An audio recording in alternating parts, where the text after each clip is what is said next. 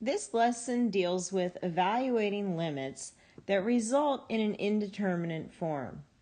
An indeterminate form occurs when we use direct substitution and we get a result of 0 over 0 or infinity over infinity. This specific lesson is going to focus on 0 over 0.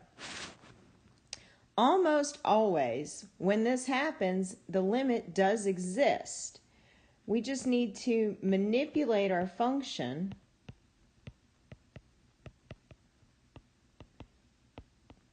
into something that allows us to do a direct substitution that will result in a finite value.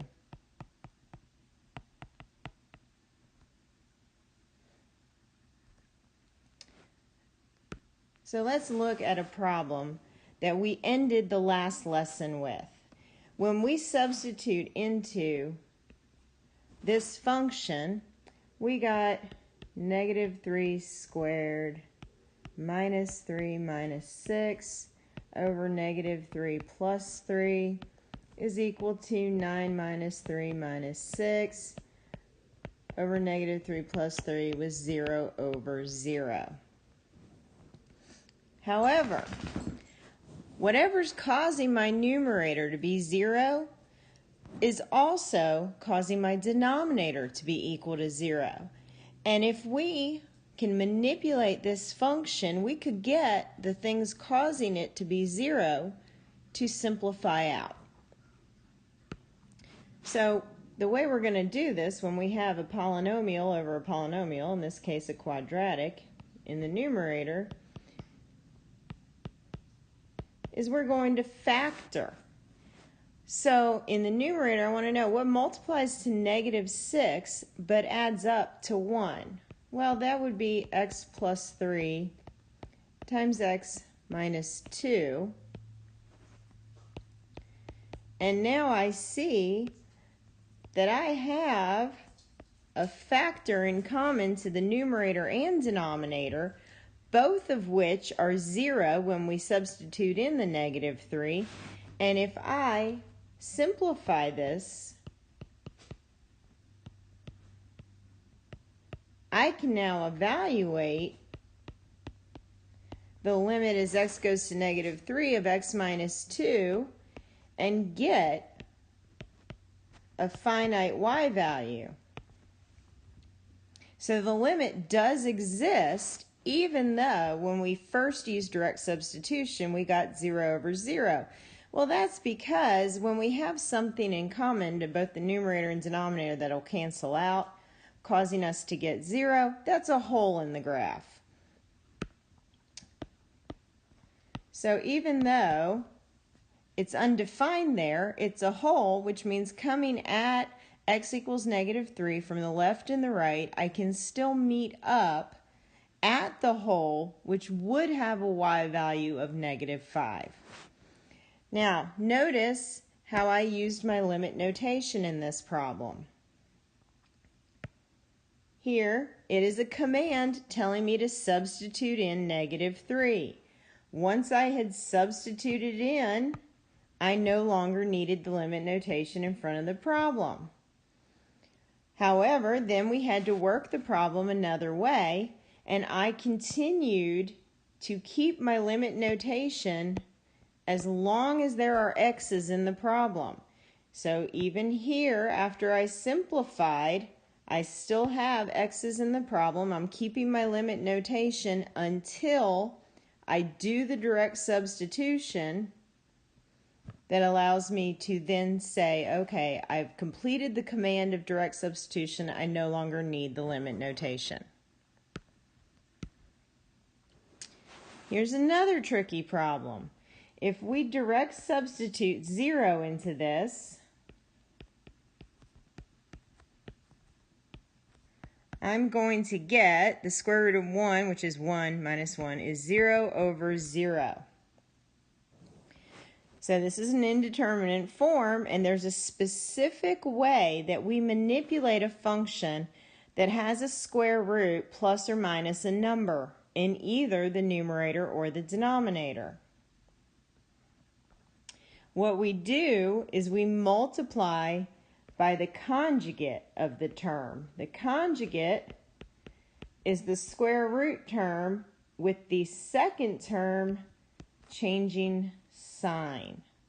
And if I'm going to multiply by it in the numerator, I have to also do that in the denominator, or we would be changing the value of our function. So in the numerator, I'm going to have to FOIL this out, and it's going to create a difference of squares.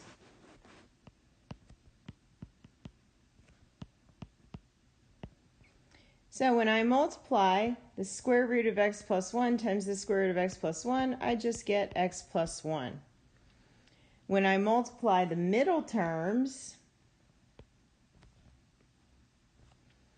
I'm going to get a negative square root of x plus 1. When I multiply the outer terms, I'm going to get a positive square root of x plus 1. So those cancel, and our last will give us a minus 1.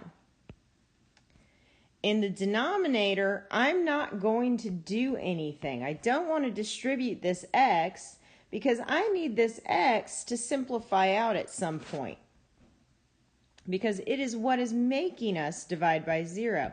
So I'm just going to rewrite this as x times the square root of x plus 1 plus 1. Well, in my numerator, the negative 1 plus 1 is going to go to 0. So we just have the limit as x approaches 0 of x over x times the square root of x plus 1 plus 1. And x over x is 1. So we've just gotten rid of the thing that makes the numerator and the denominator equal 0 when we substitute in an x equals 0.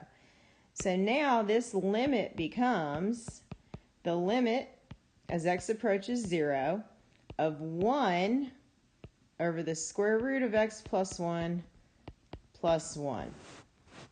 Now I can do a direct substitution. I plug in a 0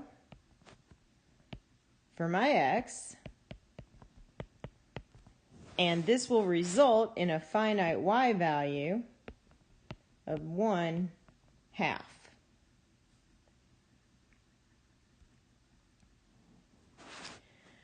Another complicated function that we have to manipulate is going to be when we have complex or compound fractions. That's a fraction inside of a fraction. So if we do a direct substitution on this problem, I'm going to get 1 over 0 plus 4 minus 1/4 over 0, which is 0 over 0. So we need to manipulate this into something that will allow us to do a direct substitution. And when we have complex fractions, the way we want to do that is to get rid of the inside fractions. And we do that by multiplying the numerator and the denominator by what would be the common denominator if I were to combine the inner fractions. So if I was going to try to find a common denominator for these, it would be 4 times x plus 4. Now I can distribute that to both terms in my numerator, and it's going to simplify out their denominators.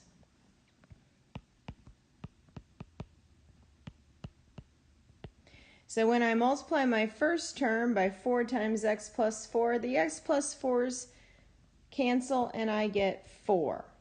When I multiply my 1/4 by 4 times x plus 4, the 4's cancel and I get minus x plus 4. And I need those parentheses because I'm going to have to distribute that minus sign to everything in there.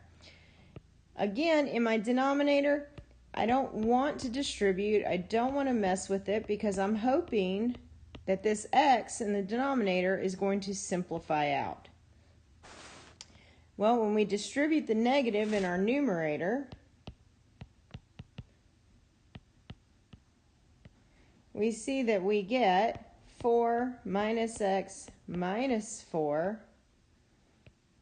over 4x times x plus 4, and 4 minus 4 goes to 0. So now I have a negative x over x that can simplify to be negative 1. So this now becomes the limit as x approaches 0 of negative 1 over 4 times x plus 4. And when I plug a 0 into that, we get negative 1 over 16.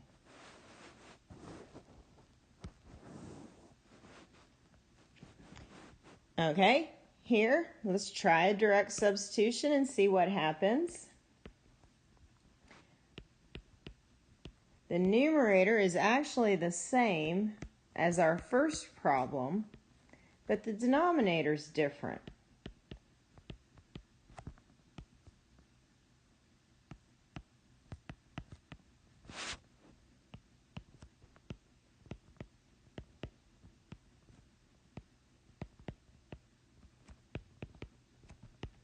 But it still results in 0 over 0. So what we're going to do is factor the quadratics in both our numerator and our denominator.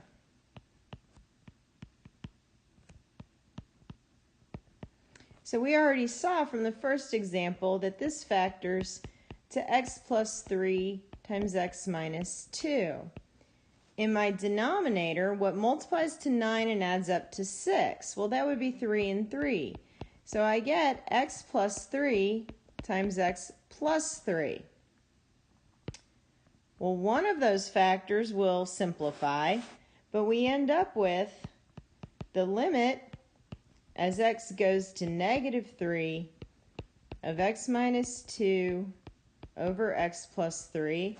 And when I do direct substitution on that, I end up with a 0 in the denominator still. But I do not have one in the numerator. So this cannot be further simplified. And what we saw when we were doing direct substitution is that when we have a number divided by 0, that's a vertical asymptote, and this limit does not exist.